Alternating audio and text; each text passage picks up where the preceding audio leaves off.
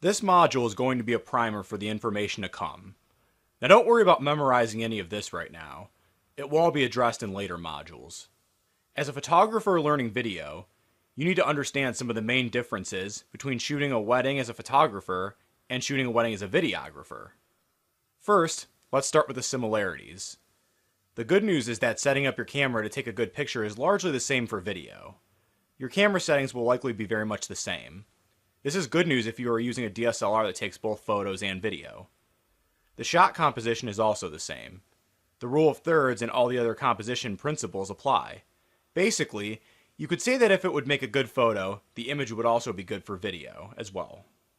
The schedule for weddings will also be somewhat the same. The setup and gear needs might be a little different, but the flow of the wedding day is still the same. Now let's look at the differences.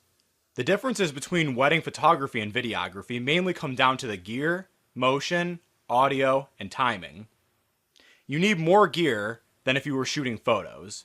Videos are basically moving pictures with audio, and the logistics of the time spent will be different when you're shooting video as opposed to photos. Videographers require more gear when shooting. Besides the cameras and lights, audio gear and a tripod are a requirement. It is for this reason that when we're shooting a wedding video, we'll need to have more time to set up. You will also need 2 cameras for a lot of the segments we are shooting. Because we are using multiple cameras, you will need to learn the 180 rule. More on this later. There are a couple of settings you will need to address with video that you would not with photography, such as frame rate. One thing that is a huge consideration when shooting with a DSLR is the recording time limit, which is typically around 30 minutes per clip. The focus will be different when your image is moving because it is not just a single photo. While the composition of your shots will largely be the same, motion needs to be considered as well as the action-safe area because our videos will be viewed on televisions. There is a big difference between a flash and an on-camera video light.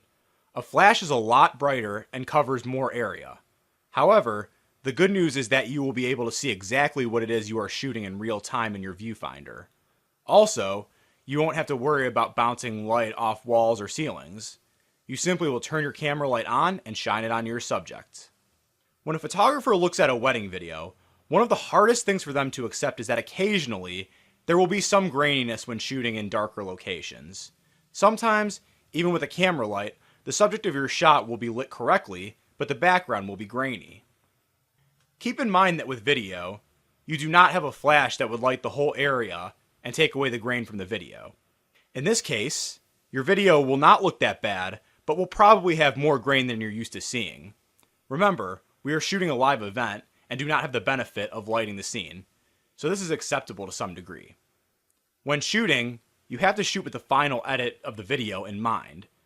So when the bride and the groom are saying their vows to each other, a photographer will shoot many photos with an end result of a couple of photos that convey the part in the story of the wedding day where the bride and the groom are in the moment saying their vows. A videographer shoots the whole scene as it happened and presents it as a story. So while a photographer shoots a single image, a videographer shoots the whole story basically. Altogether, in video production, you have less ability to edit versus photos. While Photoshop is not a foolproof method of saving subpar photos, you can do a lot more editing to photos than you can to videos, while at least being time effective. You won't be able to remove objects from the background, and you won't have as much ability to change colors or the image. This is not to say you couldn't, but in a time frame of editing a wedding, it just wouldn't be possible. In photography, you can shoot photos in RAW format to give you more editing ability. You can't resize video footage as much as you could a RAW format photo. Some video cameras can shoot RAW, but for right now, most of them can't. Basically, the shot that you see in your viewfinder of your camera can only be sweetened just a little bit. In the end, editing a wedding video takes a lot longer than editing wedding photos. A huge difference between photography and videography is, of course, the audio. The difference between an amateur video and a professional video is definitely the audio. And throughout many parts of the wedding, you will need to record audio from a microphone or audio mixer. Recording audio is another element that you need to pay attention to, in addition to the lighting and camera settings. Sometimes, like during the reception for example, there will be no way for you to get audio from a mixer. In that case, you'll need to improvise. A big difference in shooting video versus photos on a wedding day is going to be your role with the bride and the groom. For a lot of the wedding day, a photographer will somewhat direct what the bride and the groom do. A videographer doesn't do that. Mostly, when shooting video, you're basically following the bride and the groom while documenting what is happening. Save for a few select moments, you will not be posing the couple for your video. Many videographers might disagree, but the fact is that there usually is not enough time for you to pose the bride and the groom for your own shots. So you can pose the bride and the groom for, a few shots or something like that, but just don't pose too many. If your company is not doing the photography for the wedding, and you are a videographer, you will find that sometimes you will not be kept in the loop with any changes. Like if they decide to change the location of the creative photos between the ceremony and the reception. So if this is the case, you will need to constantly be in communication with the photographer during the wedding day. As you can see, there are a lot of differences in shooting a wedding video versus wedding photos. But don't worry, we'll get you shooting professional grade videos in no time. So let's dive in.